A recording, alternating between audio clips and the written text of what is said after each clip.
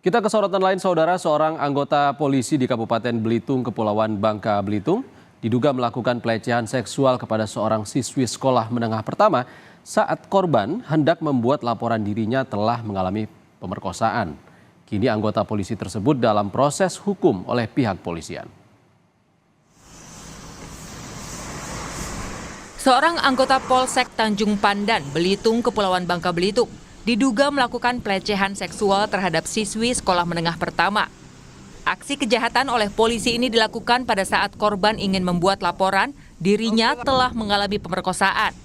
Alih-alih bertanya perihal laporan dari korban, ternyata pelaku berpangkat brigadir ini malah melakukan aksi tindak asusila di salah satu ruang yang berada di polsek tersebut. Peristiwa pemerkosaan terjadi pada 15 Mei 2024 lalu. Korban melaporkan bahwa pengurus panti asuhan tempat korban tinggal telah memperkosanya selama rentang waktu 2 tahun.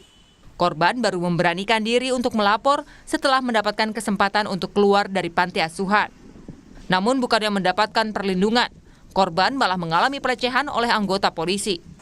Korban pun langsung melaporkan hal ini ke petugas Komnas Perlindungan Perempuan dan Anak Bangka Belitung. Dan pihak Komnas PPA pun melaporkan ke Polres Belitung. Tentang yang Belitung. Iya. Itu dalam proses ya. Iya, itu dalam pidana dan dalam kode etik ya. Oh yes. Saat ini, anggota polisi yang menjadi pelaku pelecehan seksual tersebut menjalani proses hukum kode etik dan akan dikenai pasal tentang perlindungan anak dengan ancaman 15 tahun penjara. Kemudian pasal 6C Undang-Undang Nomor 12 tentang kekerasan seksual dengan ancaman pidana maksimal 12 tahun penjara. Sedangkan untuk kasus pemerkosaan juga sedang diselidiki oleh pihak kepolisian.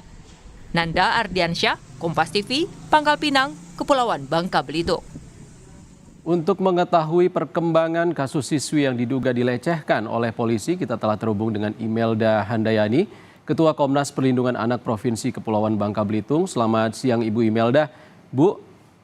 Iya, selamat siang. Bu, dari pendampingan oleh PPA sebenarnya saat ini bagaimana perkembangan kasus pelecehan yang dialami oleh anak panti asuhan ini?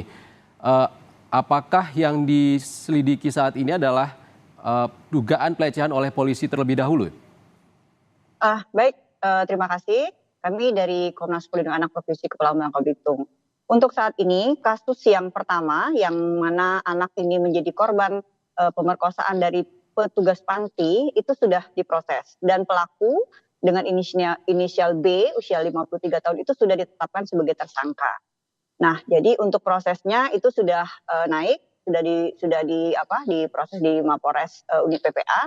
Nah, yang sekarang untuk pelaporan yang kedua yang dilaporkan oleh Komnas Perlindungan Anak terkait dengan pelecehan seksual yang dilakukan oleh oknum tersebut juga sudah dalam proses penetapan, sudah tersangka dan pelaku sudah diamankan, saat ini berada di sel Mapolres Belitung Tanjung Pandan. Oke, Bu Imelda, saat ini bagaimana kondisi psikis dari korban?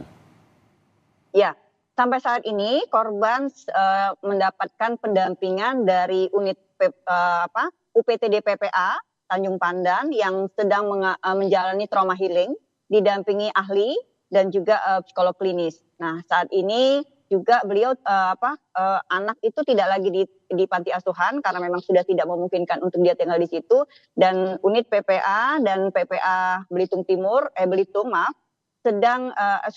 sudah menempatkan anak ini bersama orang tua asuh yang memang dicarikan untuk keamanan si anak sampai dengan proses persidangan.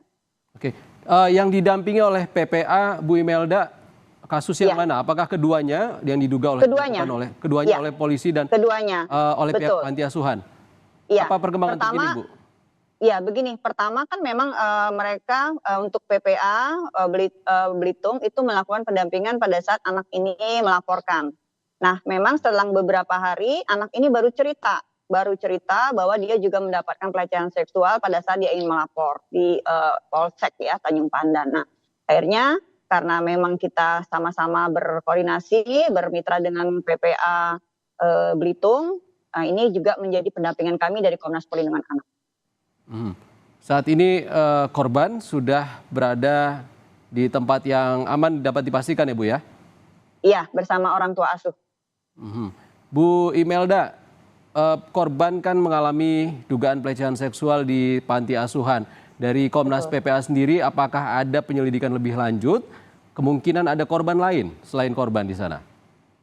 Iya, jadi memang kasus ini luar biasa menyedihkan untuk anak, di mana anak yang dari kecil dititipkan di panti itu, tetapi dia mendapatkan kekerasan seksual itu selama rentang waktu 2 tahun dari dia kelas 6 SD sampai dengan kelas 2 SMP. Nah, untuk penyelidikan lebih lanjut kami menyerahkan kepada unit PPA Polres karena memang, dalam proses penyidikan juga, tetapi yang kami dampingi adalah korban yang memang berani melapor, berani speak up berbicara dengan kami dan itu sedang dalam proses penyidikan juga terhadap panti tersebut.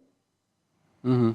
Korban mendapatkan dugaan pelecehan ataupun kekerasan seksual di panti asuhan dalam rentang waktu 2 tahun. Lalu baru memberanikan diri melaporkan kepada polisi setelah 2 tahun. Ini bagaimana dari Komnas PPA memandangnya setelah berani melapor ternyata dapat pelecehan lagi, Bu Emelda? Iya, memang menyedihkan sekali. Ini menurut kami benar-benar extraordinary crime, kejahatan yang luar biasa. Nah, sebagai anak mungkin dia sudah merasa tidak tahan lagi gitu ya dengan perlakuan yang dia dapat di panti asuhan. Akhirnya dia memberanikan diri, kemudian kita tahu kronologisnya dia cerita dengan teman-teman sekolahnya ya, dengan kelompoknya. Nah, dari situlah dia kemudian ada seorang temannya berinisiatif untuk melaporkan kasus ini supaya dia berani berbicara. Tetapi malang ketika dia mencoba untuk mencari keadilan di aparat hukum, malah dia diperlakukan dengan seperti itu, begitu. Bu Emelda, dalam rentang waktu 2 tahun itu apakah ada ancaman lain sehingga korban baru berani melaporkan setelah 2 tahun mengalami dugaan pelecehan seksual, Bu Emelda? Iya, dari hasil pendekatan kami kepada korban bahwa setiap kali si pelaku itu ingin melakukan kekerasan seksual terhadap dia itu diancam. Jadi diancam tidak boleh berbicara, kemudian juga dalam posisi dia itu dilakukan kekerasan dalam artian dia dibekap dengan bantal sehingga dia nggak boleh teriak, nggak boleh bercerita. Nah, tapi mungkin itulah si korban akhirnya berani melapor, tidak ada rasa takut lagi mungkin ya. Jadi itulah kasus ini bisa terungkap. Oke, Bu Imelda, ke depan apa yang akan dilakukan oleh Komnas PPA untuk mendampingi korban dan memastikan proses hukum 2 kasus ini bisa selesai secara tuntas, Bu Imelda? Ya, kami dari Komnas Perlindungan Anak Provinsi Kepulauan Bangka Belitung mengajak juga bersama-sama untuk mengawal kasus ini. Media juga kami sangat apresiasi ya karena memang ini untuk kepentingan hak anak juga. Jadi kami berharap ini kami kawal terus. Termasuk juga kami sudah melayangkan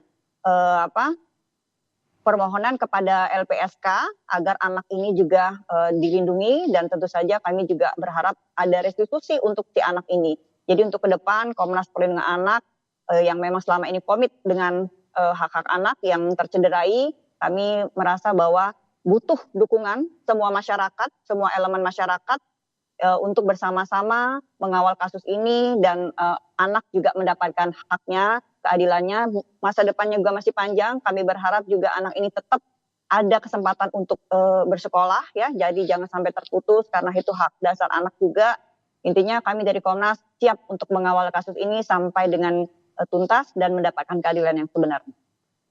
Baik, terima kasih Imelda Handayani, Ketua Komnas Perlindungan Anak Provinsi Kepulauan Bangka Belitung sudah berbagi informasi bersama kami di Sapa Indonesia Siang. Terima kasih Bu Imelda.